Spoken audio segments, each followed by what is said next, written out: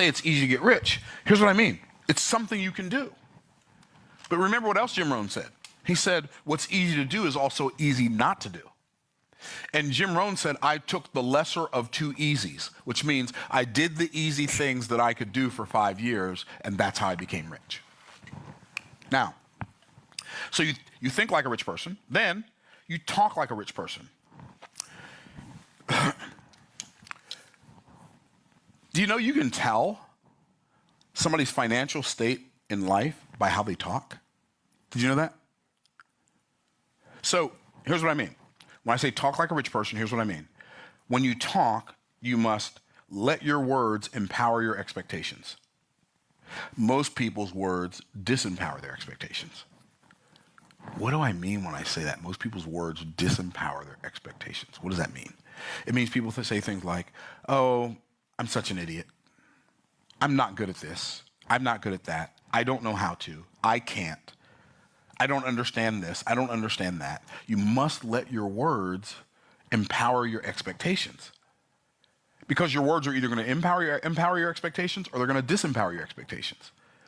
But they're your words. Figure out which one you want. They're your words, right? And so I have to decide. And here's what you may remember a couple of weeks ago or in one of my videos. I'm sure y'all remember because I just said it last week. In order to have progress in any area of life, intention is required. Intention is always required for progress.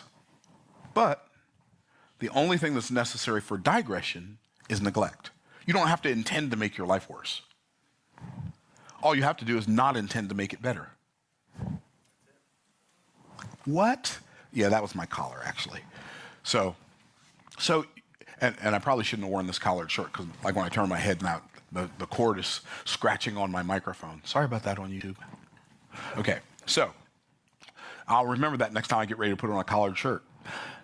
So empower your expectations. Like, learn to give yourselves empowering, encouraging words. Like, oh man, stuff like this always works out in my favor. Everything always goes my way.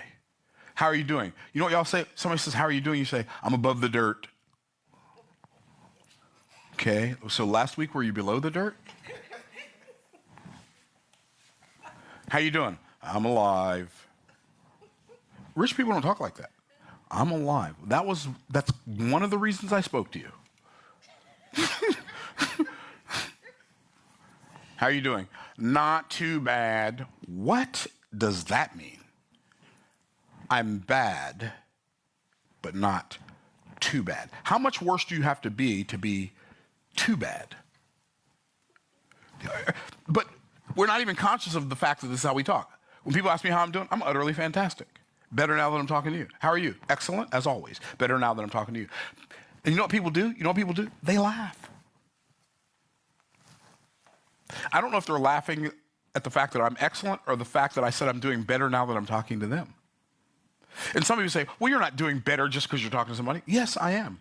Because I have the opportunity to address another human being who's made in the image of God. That makes my life better. Wow. So let your words empower your expectations. Let your words empower your imagination. Man, if you learn to ask this question, what if? What if I write a book and sell 100,000 copies? What if I start a business and it goes bonkers? I was watching a YouTube video on Jeff Bezos last night on this YouTube channel where it's a motivational YouTube channel. And the guy, Jeff Bezos, he said, I remember I was working on Wall Street. I went to my boss and I said, hey, I'm going to start a business where I'm going to sell books out of my garage. And I'm going to build a $100 billion company and become the richest man in the world. Do you want to invest in my business? And then the guy said, you got to understand, when Jeff Bezos started Amazon, there was no such thing as a $100 billion company. And the guy basically laughed at him. become the richest man in the world. See, it didn't matter that Jeff Bezos' boss, his boss said to him, he said, that sounds like a really good idea. Here's what he said, for somebody who doesn't already have a great job. Aren't we all glad Jeff Bezos didn't listen to that guy? So, let your words expand your imagination.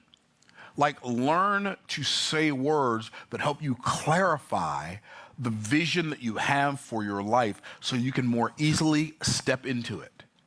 And no, I'm not talking about speaking things into existence. I'm talking about speaking words of encouragement to allow your imagination to run wild.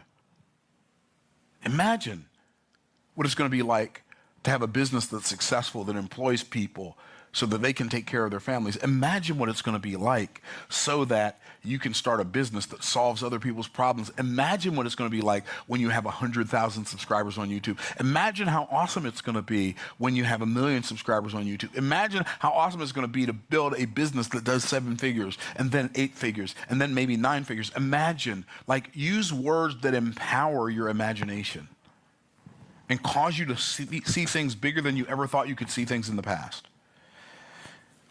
And then talk like a rich person. Let your words express your appreciation. I think, I find it fascinating that there's so much lack of gratitude in the world.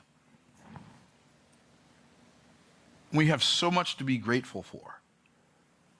Like what? Everything. Every good thing in your life is a gift. No, Myron, I built this business right. But the ability to build that business was a gift. And everybody didn't receive that same gift. If you're not grateful for it and you think you're the catch-all, end-all, you want to know how little control you are? Just think about how much control you have the next time you go to a funeral. That'll let you know that you have way less than you thought you had before you showed up that day. Like, express appreciation for the people in your lives while you can. Your tongue is not going to break if you say thank you. Your heart's not going to stop beating because you feel a sense of gratitude for people who have impacted your life in some way. People will walk around. There was a guy who used to teach at this college that I went to. He said, some of you people have faces so long you could throw it out the window and use it for a fire escape.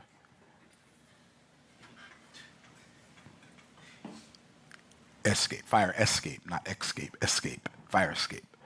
It's so fascinating to me, like, how in the world can you wake up and your eyes open and you can see the people you love and you're not grateful.